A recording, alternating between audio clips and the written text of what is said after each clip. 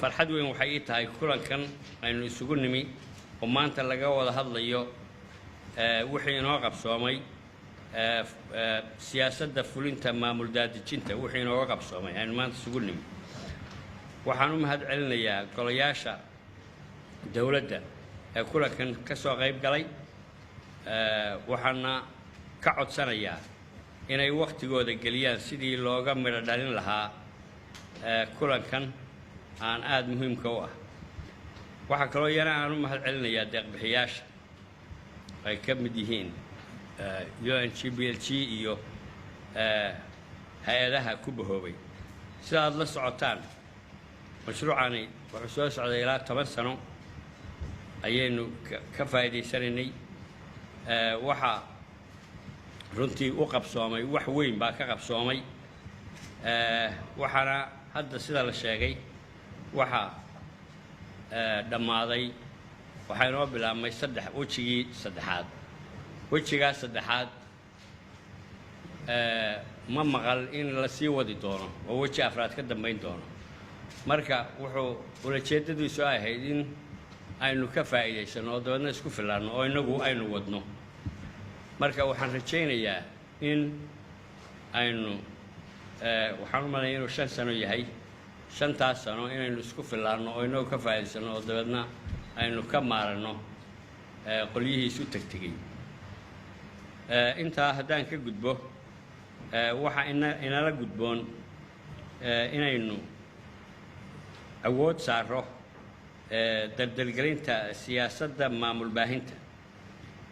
waxa ku jira inaynu macadkii tababarka dawladaha hoose inaynu iyana maxay ahayd awoodda saaro waxa aan rajaynayaa inuu mashruuca kan hadda wasaaradaha sida uu wasiir kulan sheegay in la wada shaqeeyo ayaan rajaynayaa oo aad iyo aad baan ugu kalsoonahay kolley wasiirada iyo agaasimayaasha guud ee wasaaradaha oo qaarkood horeba u joogeen waxaan jecelahay in wejigii hore wax laga bedelo oo wada tashi hadday noqoto degmooyinka meeyarada wasaaradda arrimaha gudaha oo anigu aan aad u aqaano in waxoo dhammi tala dhexdhexaada ay laga yeesho oo wax lagu daro wixii hore oo aan xaggaa un laynooga keenin oo qolada GPLG iyo qolyahaasi aanay inoo yeedhina inagu u yeedhino hay-adaha deeqda bixiya iyo mashaariicda iyo wixii loogu talagalay iyo waxaynu ka rabno inagu iyo waxaynu inagu maxaa la yidhaahaa aynu ikhtiraacno oo la nimaadno laakiin aanay inoo keeninoo waxa waayo anigu dee aqoon baan u lahaa oo maxay tahay wixii ay ku shaqayn jireen baan garanaya Juba waa joogaaye agaasimayaasha guud wasaaradaha kale iyo wasaaradda arrimaha guduhu inay wada shaqeeyaan baan codsanayaa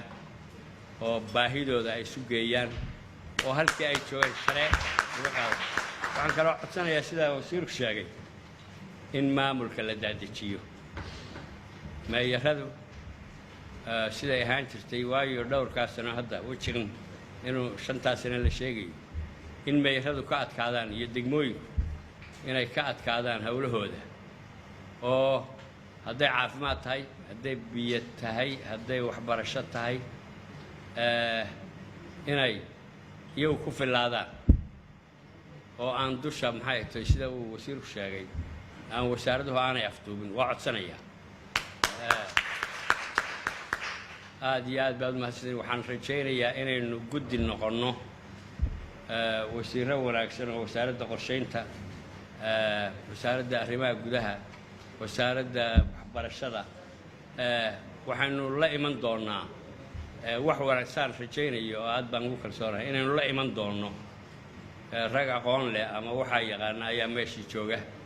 waxaan la iman doonnaa in wejigii hore weji ka bedelan aan dardar gelin doonno haddii alla yidhi waa inoo furan yahay shirkii aad iyo aad baad u mahadsantiin ka soo qaybgal wanaagsan